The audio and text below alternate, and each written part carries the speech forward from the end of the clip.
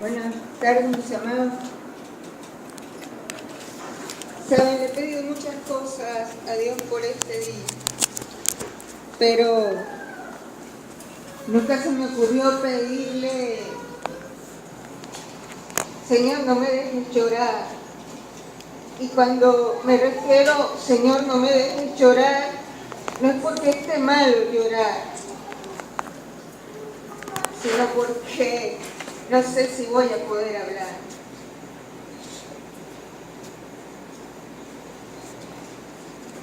A finales de agosto, cuando tuve el resultado de mi tomografía, le escribí a mi doctora: todo salió muy mal, creo que necesitamos vernos.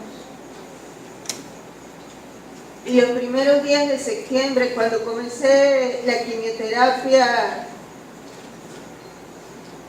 pensé y dije: Señor, quizás estás poniendo una vez más límite a mis proyectos y debo descansar, porque me estás poniendo a descansar. Y junto a mi amado hermano Reinaldo, que no está hoy aquí, ni su esposa Gracie, porque también se quedaron accidentados en Valencia y no pudieron llegar. Entre las muchas cosas que pensé cuando discutimos y conversamos sobre el programa de este mes, octubre, mes de mayordomía,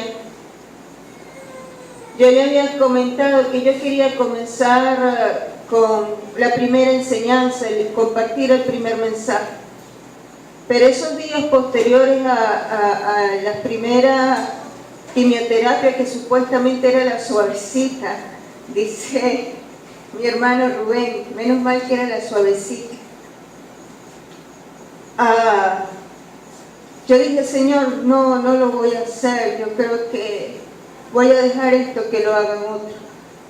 Después pasó todo lo que pasó, la hospitalización, esa semana que de mi mente está absolutamente y totalmente borrada, todo, me he ido enterando de detalles, recuerdo algunas cosas,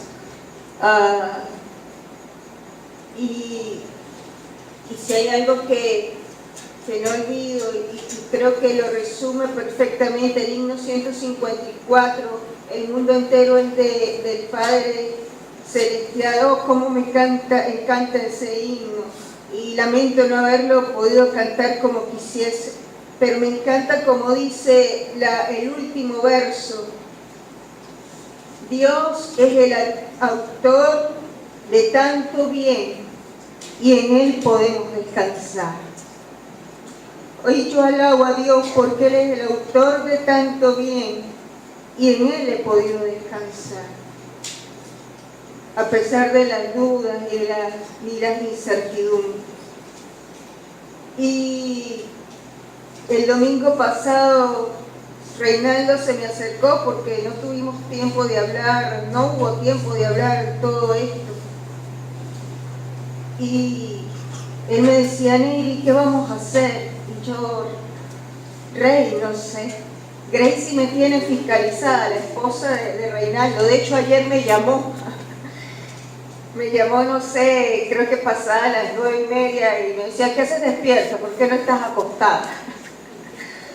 Y Reinaldo me decía: Neri, ¿qué vamos a hacer? Y yo: Rey, yo creo que yo no puedo, no sé, consulta con el pastor, con los líderes, con mamá, con Moisés, que piensan, y yo me sujeto, pero...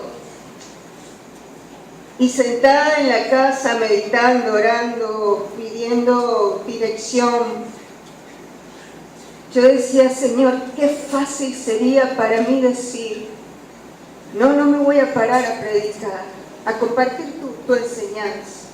Qué fácil sería para mí decir: no, me voy a quedar sentada, que lo haga otro. Qué fácil. Y yo le decía: Señor, si tú me ayudas, yo lo hago.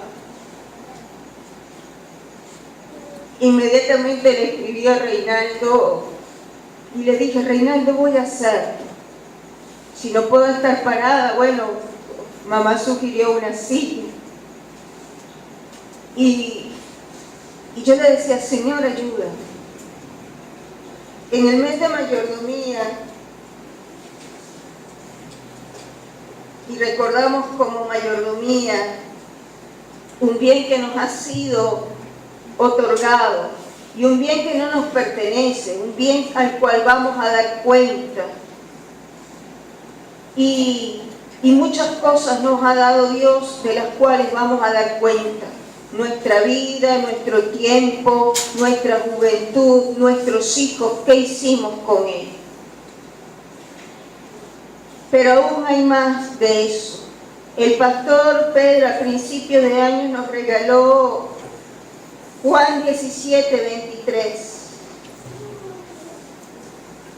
Y dice el texto, yo en ellos y tú en mí, para que sean perfectos en unidad, para que el mundo conozca que tú me enviaste y que los has amado a ellos como también a mí me has amado. Y cuando meditaba y oraba pidiéndole al Señor sabiduría en cuanto a cómo organizar este énfasis, inmediatamente mis ojos se posaron en la frase que se encuentran en el verso 23, donde dice, para que sean perfectos en unidad. Y entonces inmediatamente yo pensé, una perfecta unidad. El Señor nos está invitando a ser mayordomos de una perfecta unidad. Y la pregunta, ¿qué significa eso? Y a lo largo de este mes y con ayuda del Señor, varios hermanos van a estar hablando de lo que significa ser perfectos en unidad, el modelo divino de una perfecta unidad, unidos aunque diversos, y la perfecta unidad que glorifica al Padre. Y a mí me toca, por gracia de Dios, comenzar, y el tema es perfectos en unidad, la unidad por la cual Cristo oró. Juan 17 es una hermosa oración. Hemos estudiado, quizás, al menos es mi impresión, este pasaje de muchas maneras y quizás hemos extraído textos aislados, pero nunca, al menos como digo, es mi apreciación, una apreciación muy personal. Nunca hemos visto este pasaje como una oración sincera, profunda, que está registrada aquí en la palabra de Dios, de parte del Señor Jesucristo. Sabemos que el Señor Jesús fue ejemplo de muchas cosas, ejemplo de entrega, de servicio, de amor, de devoción, de humildad, ejemplo de oración. Constantemente vemos cómo el Señor madrugaba y se paraba temprano para orar. Marcos 1:35, no lo voy a leer, pero está allí, para la elección de los 12. Dice que pasó allí el Señor orando para escoger a estos 12 hombres que habrían de acompañarle. También vemos cómo el Señor constantemente, cuando iba a hacer algún milagro, en la resurrección de Lázaro, y el Señor decía, Señor, oro por causa de esto, porque yo sé que tú me escuchas. En la multiplicación de los panes, constantemente el Señor nos daba muestras y ejemplos de una vida de oración. Pero si a nosotros nos preguntan, ¿qué oración recordamos del Señor Jesucristo? Estoy segura que inmediatamente todos diríamos, el Padre Nuestro, sin temor a equivocarnos.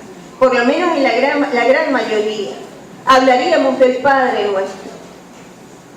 Y efectivamente, cuando hablamos del Padre Nuestro, recordamos Lucas 11, y si me permiten muy rápidamente ir aquí a Lucas 11, verso 2, voy a leer del 1. Lucas 11 dice: aconteció que estaba Jesús orando en un lugar, y cuando terminó, uno de sus discípulos le dijo: Señor, enséñanos a orar. El Señor era ejemplo de oración.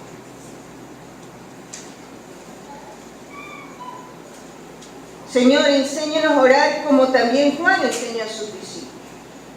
Y les dijo: cuando oréis, decid. Y entonces allí el Señor les dio una guía, un modelo de cómo orar. Pero Juan 17 es el registro bíblico de la oración más larga del Señor. Y Él allí no está enseñando. Desde el capítulo 13 de Juan, cuando ya estuvieron en el aposento alto, dando al Señor sus últimas orientaciones, porque ya pronto se acercaba la cruz. Allí encomendó, notificó de que uno de los apóstoles les iba a traicionar. Allí en el aposento alto encomendó la Santa Cena. Allí en el aposento alto también lavó los pies de los discípulos. Allí en el aposento alto también les dijo: miren, en el mundo tendréis aflicción, pero confiad, yo he vencido al mundo. Allí en el aposento alto les dijo: yo me voy, pero no les voy a dejar solos, porque voy a enviar al Consolador, a ese Espíritu Santo que les va a acompañar, les va a guiar, les va a enseñar. Y terminado el Señor de Jesús de decir todo esto, incluso de notificar y anunciar: Pedro, me vas a negar, y he orado por ti para que tu fe no falle. Y habiendo terminado de dar las últimas directrices y compartir las últimas palabras con sus amigos, se levantó y salió, y estoy segura que allí fuera de Jerusalén, y muy sentidamente, como eran sus oraciones, yo me imagino que el Señor levantó sus manos al cielo. Y es impresionante, delante de sus apóstoles, y Juan ve aquello y lo contempla, y por gracia de Dios y por obra del Espíritu Santo permite que esto esté registrado aquí en su bendita y santa palabra para edificación de nosotros. Y entonces en el verso 1 del capítulo 17 dice: y estas cosas habló Jesús, y levantando los ojos al cielo dijo: Padre, la hora ha llegado, glorifica a tu Hijo, para que también tu Hijo te glorifique a ti. Y como he dicho en reiteradas oportunidades, Juan 17 es la oración más larga registrada en la Biblia de parte del Señor. Del verso 1 al 5 de Juan 17 vemos que Jesús pide por él.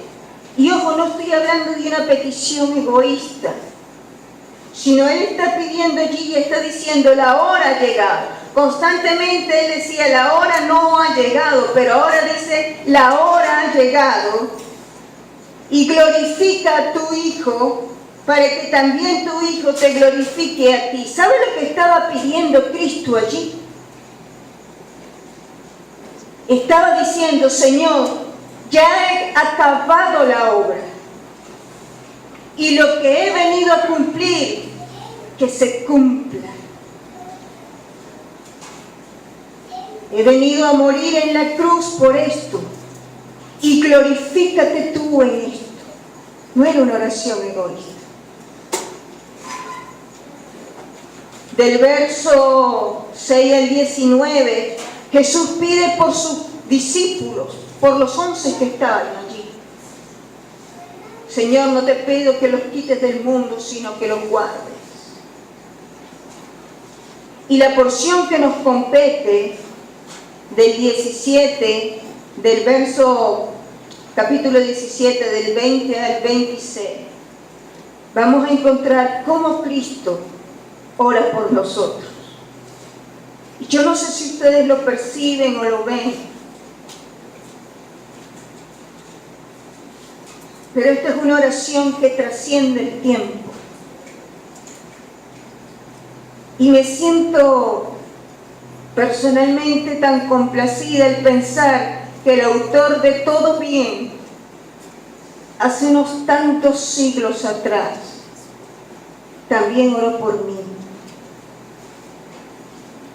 Y si usted ha sido redimido por la sangre de Cristo y está inscrito en el libro de la vida, tenga la certeza que el Señor Jesús también oró por usted.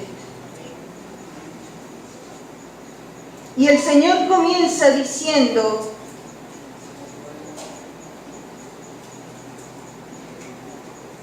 y recuerde que le dije la unidad por la cual Cristo oró.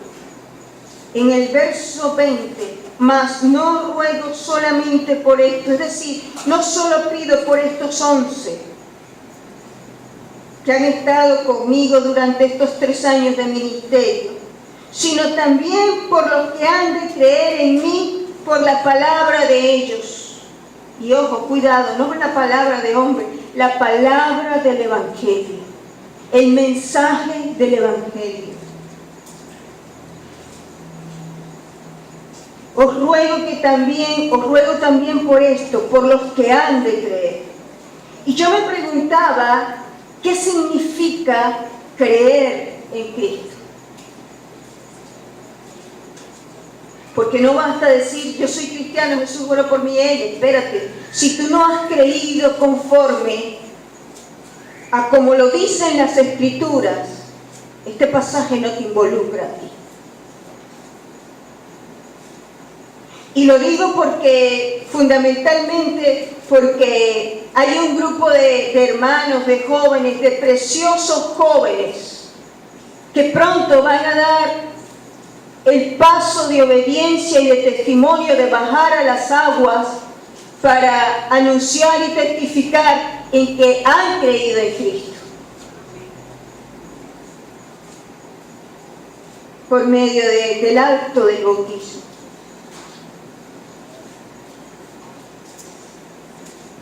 Juan 7:37 dice un pasaje muy conocido por nosotros: el que cree en mí, como dice las Escrituras, de su interior correrán ríos de agua viva. No se trata de creer como yo quiero, no se trata de creer a mi manera, no se trata de creer como a mí bien me parece. Las iglesias, las calles están llenas de personas que tienen a Cristo o a Dios a su medida para guardarlo en el bolsillo. Un Dios que cuando le necesitan y les conviene lo sacan y lo usan. Pero cuando ven a la luz de la palabra, de su palabra, de la verdad, lo que Cristo demanda, dicen: no, este evangelio, este creer no me conviene, y lo guardan. Ese no es el creer del cual la palabra habla. El que cree en mí conforme dice las Escrituras.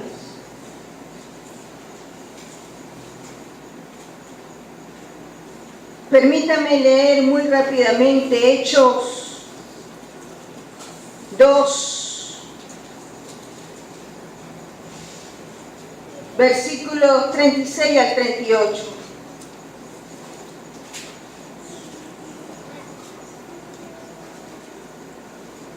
El Señor Jesús ya había ascendido al cielo. Los apóstoles quedaron allí esperando la llegada, el bautismo del Espíritu Santo. Eso ocurre. Inmediatamente salen a anunciar, a proclamar el mensaje de salvación. Y el apóstol Pedro toma la batuta y dice y expone y a todos aquellos diciéndoles: mira, este es Jesús el Mesías, el cual fue prometido, es este Jesús, al cual ustedes mataron y crucificaron. Y en el verso 36 dice Pedro en su exposición: sepa pues ciertísimamente toda la casa de Israel que a este Jesús, a quien vosotros crucificasteis, Dios le ha hecho Señor y Cristo.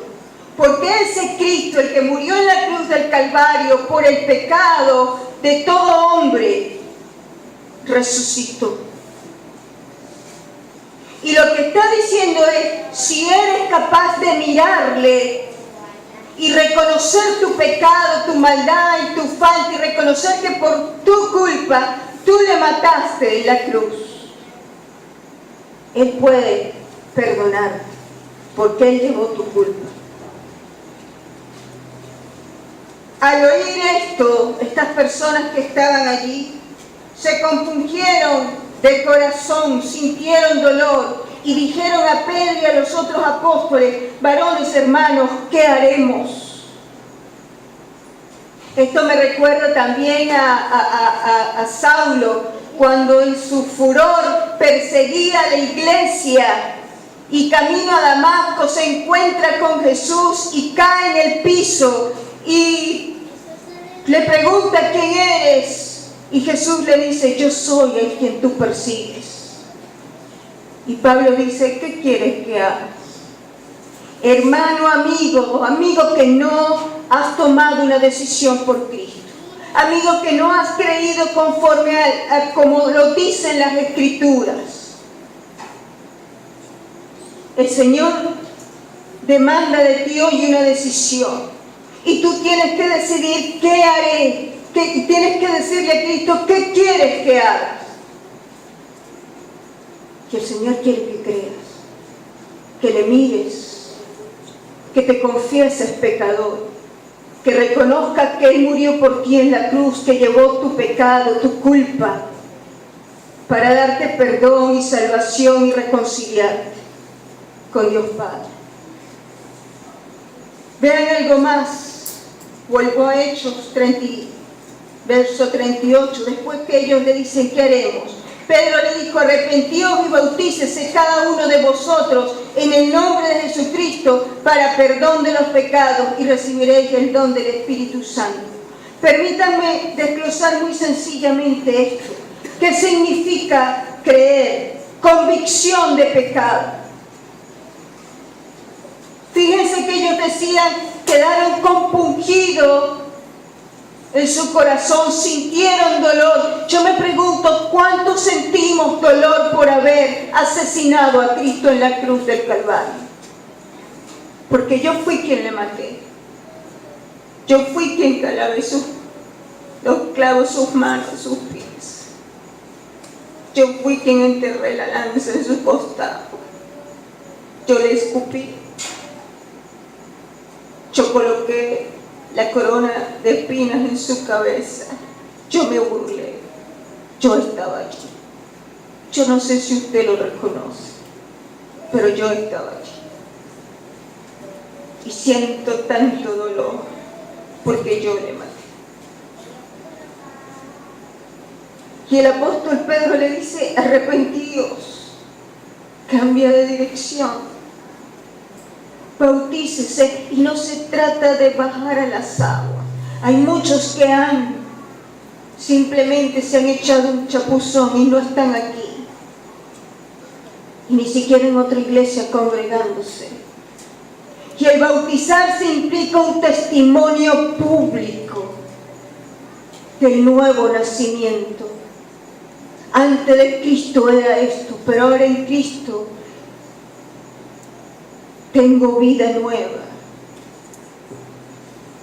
tengo paz, tengo gozo, tengo perdón. Y definitivamente la presencia de su Espíritu Santo viene a morar en la vida del creyente. Ayer tuve la preciosa visita de un hermano, el pastor Javier Agudelo, de la Iglesia Bautista Maranata, y compartí unos minutos allí y me dijo algo, compartió unas enseñanzas allí y me encantó lo que dijo. Y él decía, mi hermana, ¿sabes? Yo me he apropiado del dicho ese popular, ojos que no ven, corazón que no sienten, pero lo he modificado. Y lo anoté porque me pareció maravilloso. Él dice, ojos que no ven, corazón que no se arrepiente. Mire lo que el hermano compartía y me encantó y lo anoté allí. Ojos que no ven, corazón que no se arrepiente. Si sus ojos no son capaces de ver el sufrimiento de Cristo en la cruz del Calvario, que fue por usted, usted no puede entender tanto amor y tanta misericordia y no puede entender la experiencia del arrepentimiento. Ojos que no ven, corazón que no se arrepiente. Es fácil decir, Cristo murió por nuestros pecados, pero cuando te dicen, ¿y tú? No, bueno, yo no soy tan malo. Oh, necio, no has entendido nada, no has visto la cruz. Él murió por ti. Por tu infidelidad con tu esposa, por lo que te robaste, por la palabra maldicha, por el odio o la ira que hay en tu corazón, por la mentira que constantemente domina tu vida. Y pare usted de contar, por los celos enfermizos. Él murió por ti. Y si tú no eres capaz, si no somos capaces de contemplar el Cristo de la cruz, no podemos entender la experiencia del arrepentimiento y del perdón y entender a plenitud el amor de Dios. Os ruego también por los que han de creer. Y yo creo que una de las cosas que el Señor pedía era, Señor, que puedan entender lo que significa creer. Creer conforme a como dice la Escritura. Y la unidad de la iglesia, la perfecta unidad, comienza con Cristo, en creer en Él, porque Él es el autor de todo bien. ¿Qué tenía en mente Jesús al pedir por la unidad? El argumento principal de esta oración era la unidad de su pueblo, de la iglesia, de usted, no de este edificio, sino de usted, porque cada cristiano forma la iglesia. Cuando Dios le salvó, no le salvó para que usted viviera aisladamente, sino le salvó para que junto a otros que se han reconocido pecadores y se han reconocido salvados y perdonados con Cristo, vengan a formar una comunidad diferente, una comunidad de bien, que le glorifique. Esa es la iglesia.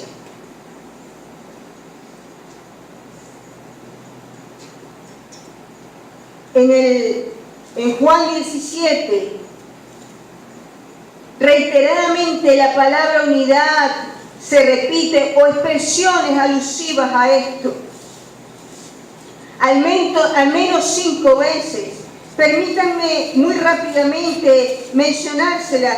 Verso 11 del capítulo 17. Y ya no estoy en el mundo, mas estos están en el mundo y yo voy a ti. Padre Santo, a los que me has dado, guárdalos en tu nombre para que sean uno, así como nosotros. Verso 21, lo leo desde el 20 para que tenga un poquito más de sentido. Mas no ruego solamente por ellos, sino también por los que han de creer en mí por la palabra de ellos, para que todos sean unos como tú, oh Padre, en mí y yo en ti, para que ellos sean uno en nosotros, para que el mundo crea que tú me enviaste. Verso 22, la gloria que me diste yo les he dado para que sean uno, así como nosotros somos uno. Verso 23, yo en ellos y tú en mí, para que sean perfectos en unidad, para que el mundo conozca que me enviaste y que los has amado a ellos, como también a mí me has amado. Al menos 5 veces. Y cuando algo en un pasaje se repite tan reiteradamente, debemos prestar atención. ¿Por qué este énfasis? Porque el Señor Jesús, ¿por qué este énfasis en rogar por la unidad? Porque el Señor Jesús entendía lo frágil que es el hombre al ceder a sus deseos personales, a sus ambiciones, cayendo en enemistades, pleitos, contiendas, diferencias, divisiones, aún tristemente en medio del pueblo de Dios.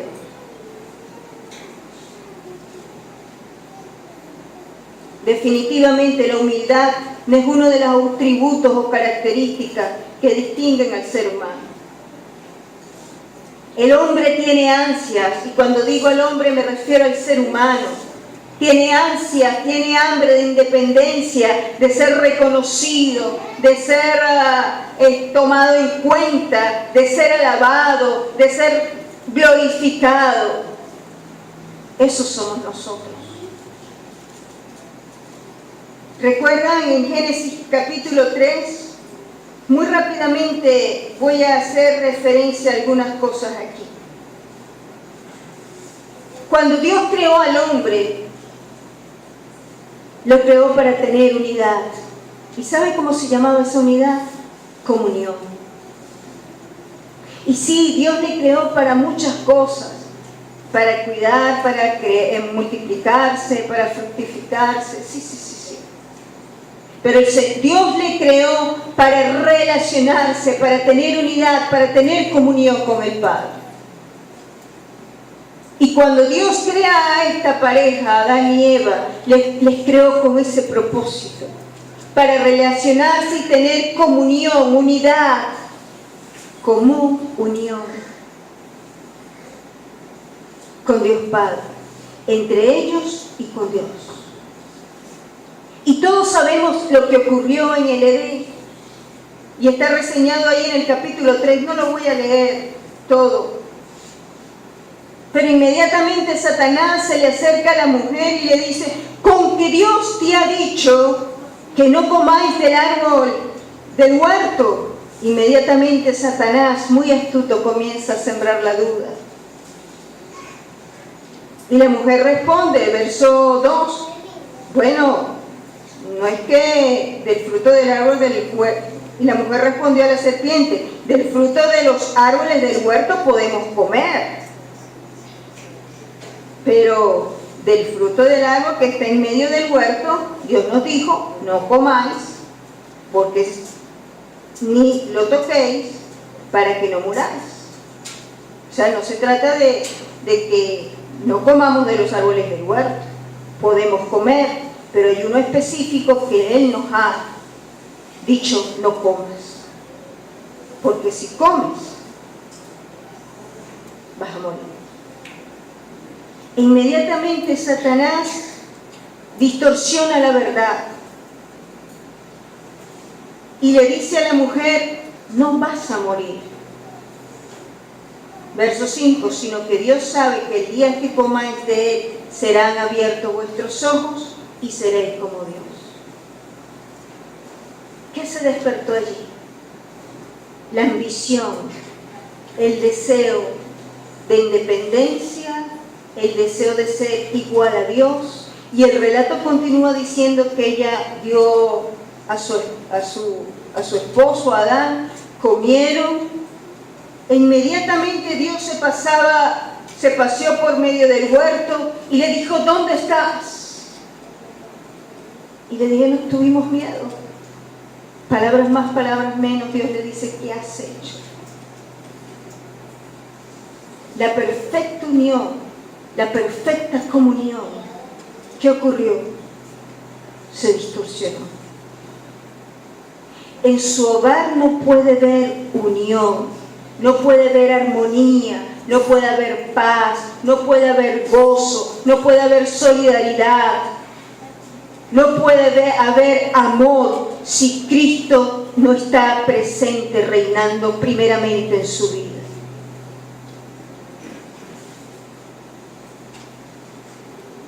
Una definición interesante de unidad, hay muchas definiciones, muchas acepciones de la palabra, pero dice que es la capacidad que tienen las cosas, y permítanme agregar, las cosas y las personas, de no poder dividirse o fragmentarse. Miren lo que dice, es la capacidad que tienen las cosas o las personas de no poder dividirse o fragmentarse, sin alterarse o destruirse. ¿Qué quiere decir? Que si se llegan a separar, ¿qué va a ocurrir? Se va a alterar y se va a destruir. En el Edén, la perfecta comunión a la cual Dios llamó y con la cual Él creó al hombre y a la mujer, se fragmentó, se destrozó, cuando ellos, en un sentido de independencia, prefirieron escuchar a Satanás y no obedecer al hombre. Cuando usted decide dejar de un lado a Dios, créame que en su vida comunión, unión no va a haber. Y ese es el resultado del pecado. El pecado destruye, el pecado fragmenta, el pecado rompe el ideal de Dios. Y por eso Cristo hace esa oración por la unidad. Por eso pidió, por eso el énfasis, que estos sean unos como tú y yo somos uno. Porque sabían lo susceptible que somos como seres humanos a ceder a las tentaciones.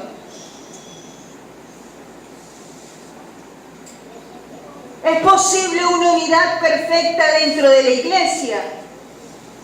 La respuesta es sí, pero hay unas consideraciones que tenemos que tomar en cuenta. La unidad por la que Cristo ora es mucho más que apariencias. Hay muchas esposas o esposos que aparentan amor y unidad. Muchas familias, hermanos, que delante de otros aparentan que se llevan bien, cordialidad, pero cuando cierran la puerta de la casa,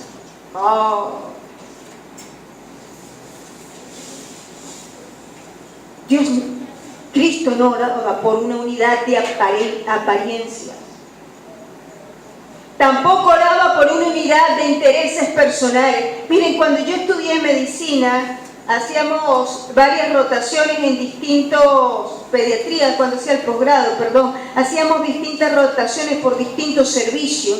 Y en uno de esos servicios, cuando me tocó pasar por la emergencia, las dos doctoras que le llamábamos R3, yo era R1, las dos doctoras que estaban por encima de mí, que digamos que eran las que coordinaban y dirigían todo, era impresionante cómo se llevaban y trabajaban súper bien. Eran un ejemplo de ética en el trabajo. Posteriormente me enteré que cuando ellas terminaron su rotación, que se separaron porque debían ir a otros servicios, posteriormente me enteré que se odiaban a muerte. Y si a mí me preguntaban, yo les hubiera dicho, mira, son amigas, se apoyan, son muy unidas, pero la realidad era otra. En la ética del trabajo lo era. Había un interés personal, que todo saliera bien para que los adjuntos, que eran quienes nos evaluaban a todos, pudieran calificarles y darle una buena nota aprobatoria. Había un interés personal. Eso no es unidad. Una unidad obligada en el ejército. Todos firme, marchando, 1, 2, 3, a discreción, paso redoblado, todos corren para allá, salto de rana, todos, y todos hacen. Pero podrán estar haciendo, pero en su corazón quizás no hay la disposición. Y a lo mejor dirán, el desgraciado del sargento, el desgraciado del general, qué sé yo, del capitán. Ojalá lo parte un rayo, quién sabe, cuando yo sea, ya van a ver. Eso no es unidad. Una unidad circunstancial, si me conviene, bueno, estoy contigo. Pero ya cuando ya no tienes nada que darme o aportarme, bueno, lucha. Eso no es unidad. Yo me atrevería a decir que estos ejemplos de una falsa unidad que la encontramos en el mundo, yo la he definido como humana, diabólica, basada en intereses personales. Pero la unidad por la cual Cristo ruega en Hechos 17 es una unidad espiritual que surge de nuestra unión y permanencia en Cristo. Y si ustedes recuerdan, como dice Juan 15, unos versos un poco más, unos capítulos más adelante, del capítulo 17, verso 5, dice: yo soy la vid, vosotros los pámpanos, el que permanece en mí y yo en él lleva mucho fruto, porque separados de mí nada podéis hacer. Si usted está separado de Cristo, no va a experimentar el gozo de la unidad, que primeramente surge en su vida, al saberse que todo aquel pecado que le separaba de Dios ha sido quitado y ha sido restablecida, y su enemistad ha sido convertida en amistad. Yo creo que no hay mayor experiencia de unidad que esa.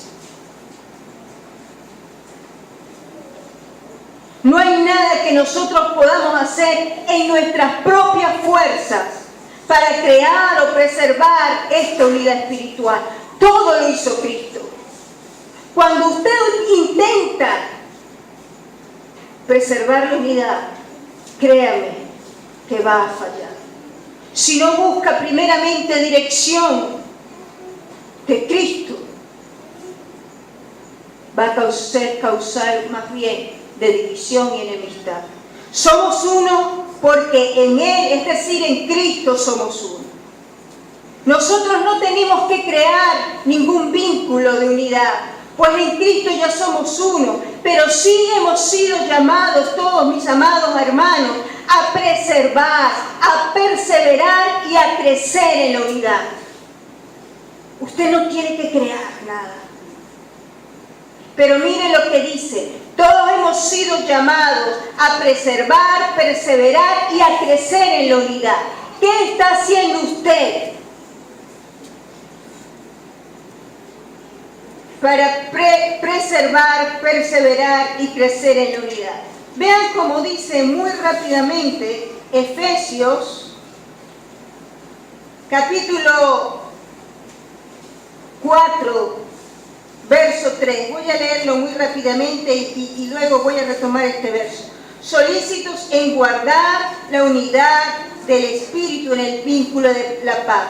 Solícitos, sé intencional, pon todo tu empeño, pon todo tu esfuerzo con ayuda de Cristo, quien te ha capacitado, en que en medio de tu iglesia, en la comunidad de los hermanos, puedan llevar todo en amor y paz. No es un ideal el aspirar a la unidad, es una realidad que Dios creó en Cristo, en la cual debemos participar siendo intencionales. Permítanme poner este ejemplo muy sencillo. Cuando el Señor llama a los apóstoles, Tuvo un grupo muy subgénero, un grupo muy variado, pescadores, iletrados, revolucionarios, cobradores de impuestos. Aparentemente el único estudiado era Judas. Pero quiero destacar a dos personas muy particulares, Simón el Celote y Mateo.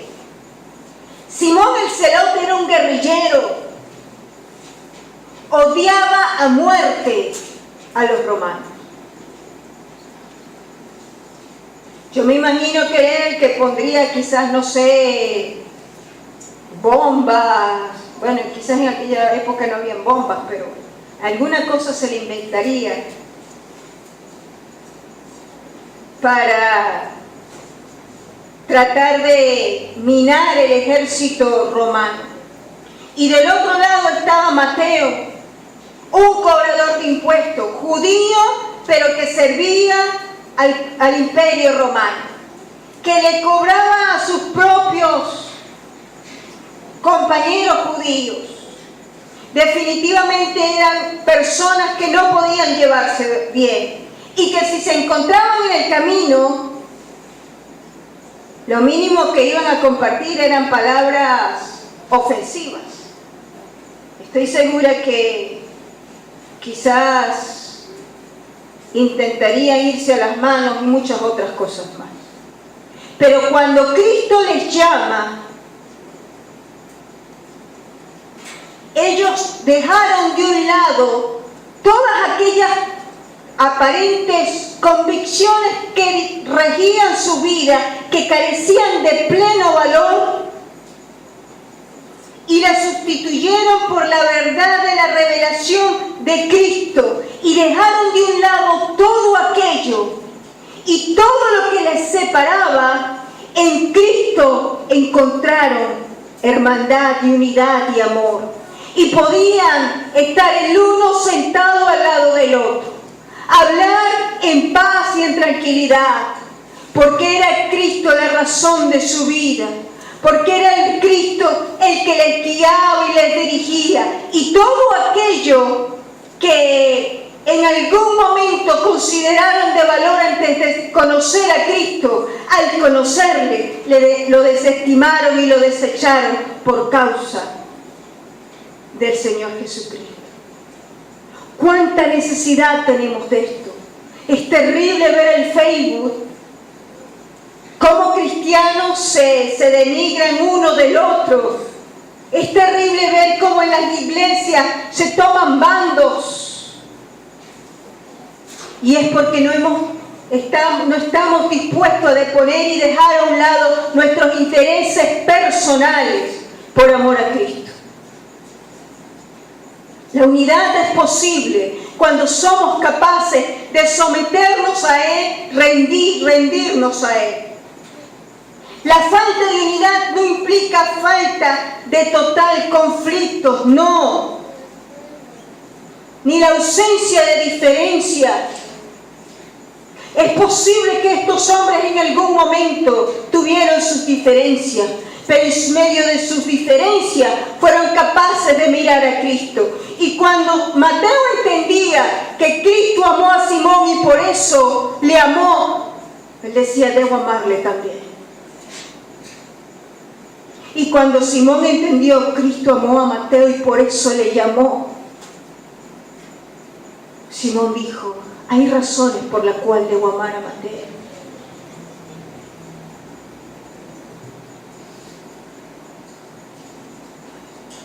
Con esto no quiero decir que vamos a dejar pasar cosas.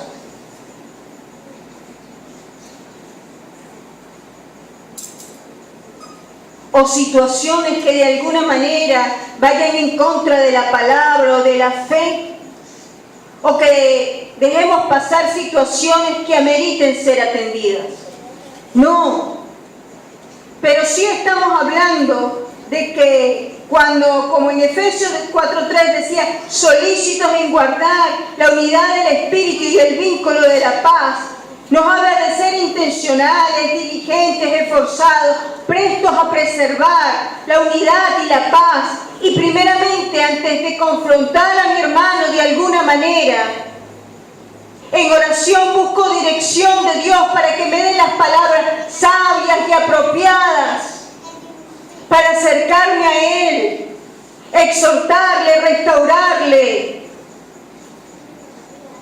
Y no simplemente impulsivamente decirle, mira hermano, yo creo que estás mal. Lo que estás haciendo, mira, por eso estás como estás.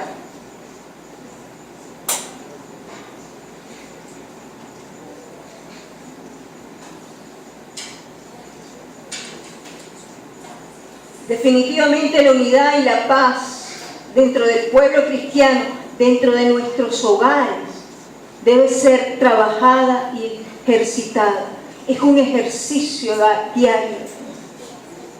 Y créame, constantemente se van a presentar situaciones en donde la división y la separación y la enemistad es lo que va a imperar. Pero cuando yo entiendo y miro a la cruz, comprendo que así como Cristo fue capaz de reconciliarme por amor al Padre, Cristo me ha dado las herramientas en su palabra para también ser promotora de la unidad y de la cordialidad y del amor y de la paz en medio de nuestros hogares y en medio de nuestra congregación. Y necesitamos honrar definitivamente la petición del Señor, porque cuando soy causa de división, estoy diciendo, Señor, no me interesa, no me importa lo que tú oraste y pediste por mí años atrás. Quiero finalizar diciendo esto. Hay mucho material que decir, mucho material que desglosar y muchas cosas que hablar. Yo les invito a que se acerquen y lean este pasaje con cuidado. Y pregúntense, Señor, ¿estoy siendo yo? ¿Qué quieres que haga? ¿Estoy siendo yo un promotor de la unidad en medio de la iglesia, en medio de mi familia, en medio de mi comunidad, cuando me presento como hijo tuyo? Porque vea como dice Juan 17, 23.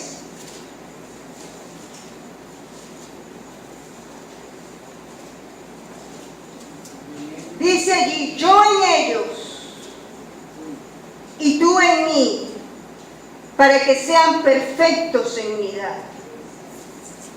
Uno pensaría, esta palabra perfecto quiere decir una persona irreprochable que no comete errores.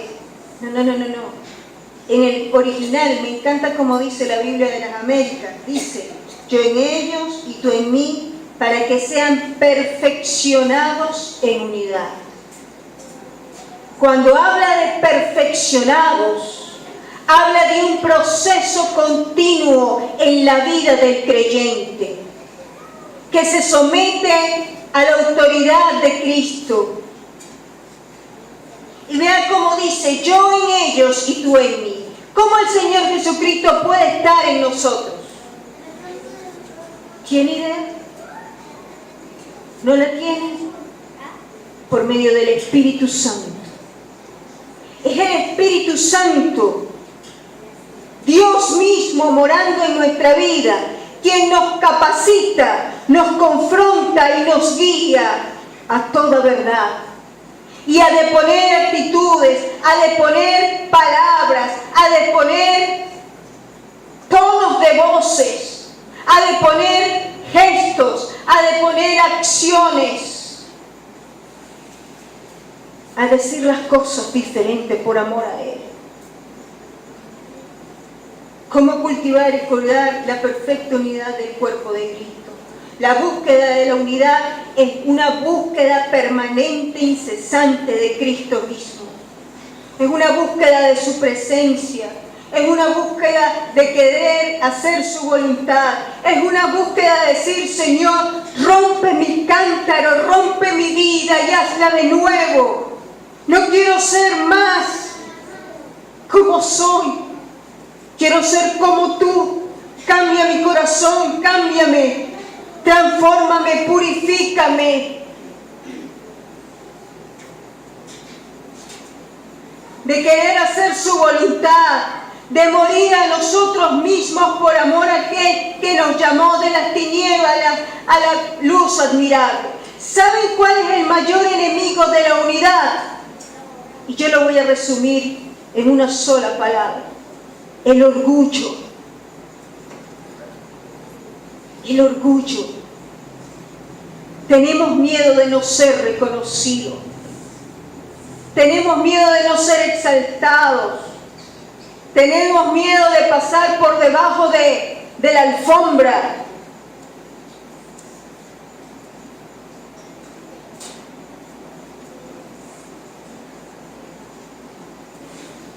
También necesitamos exponernos a la palabra de Dios. Cómo cultivar y cuidar la perfecta unidad. Necesitamos exponernos a la palabra de Dios.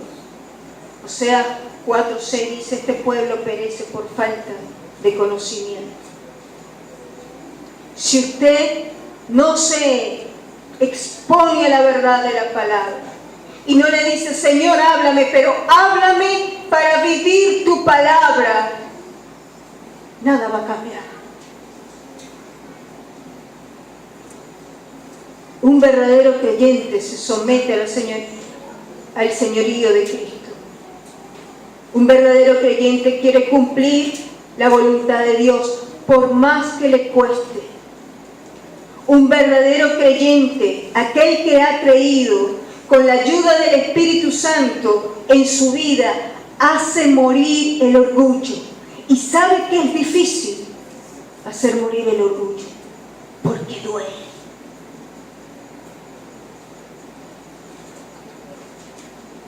Sabe, con pena, mi sobrina está aquí, pero lo voy a decir. En estos días lo pensaba y lo compartía con mi mamá, y ella lo va a saber. A uno de mis hermanos le regalaron un aguacate, muy rico. Y ese aguacate grande, rico, sabroso, que se veía. Él dice: Neidy, ¿te lo doy a ti o tú se lo vas a dar a tu sobrina? No voy a decir quién es, ella sabe quién es. Y yo lo pensé, y pensé muchas cosas, que su papá le compré uno.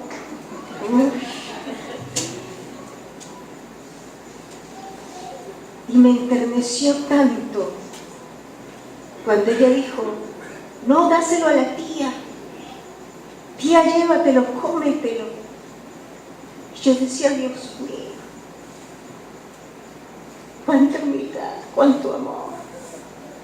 Y en una sutileza yo no fui capaz de morir a mí misma. Y estoy poniendo un ejemplo muy sutil, que son significantes.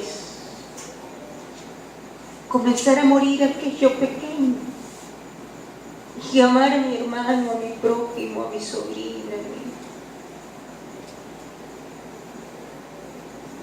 Y yo decía: Señor, un pasaje muy conocido, Filipenses 2,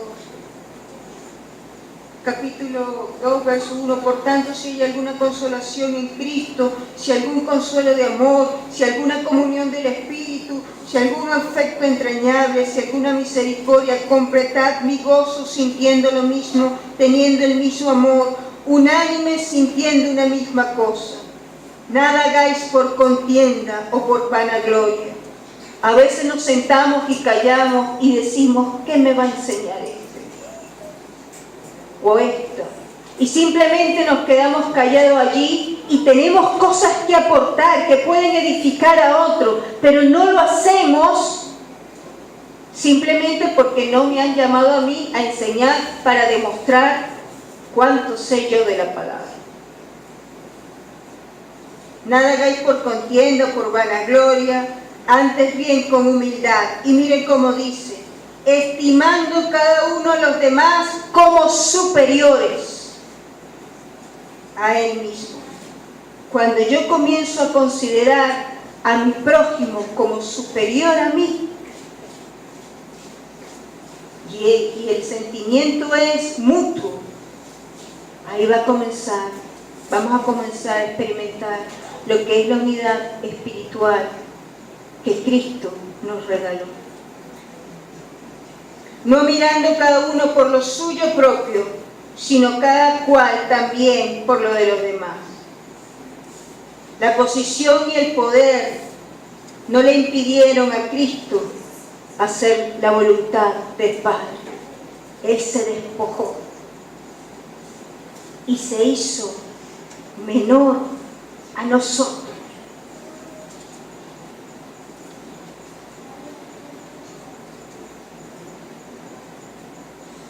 Necesitamos buscar más de la presencia de Cristo. Necesitamos exponernos a la palabra de Dios, pero necesitamos orar. Y orar para decir como el salmista, en el Salmo 139, versos 23 y 24, examíname, oh Dios, conoce mi corazón, pruébame y conoce mis pensamientos, y ve si hay en él camino de perversidad, y guíame en el camino eterno. Pero no solo necesitamos hacer esto de forma individual, necesitamos hacerlo como grupo. Necesitamos como grupo, como iglesia, buscar juntos de la presencia de Dios. Necesitamos juntos como iglesia estudiar y exponernos a la palabra de Dios. Pero también necesitamos juntos como iglesia orar y decir: Señor, examínanos, danos corazones enseñables, que no yo salga yo a la defensiva cuando mi hermano quiera exponer o presentarme mi falla. Dame un corazón enseñable, dame un corazón humilde. Esa es la oración por la cual Cristo, la oración por la cual Cristo oró, la unidad por la cual Cristo oró por su iglesia. Que el Señor les bendiga, mis amados.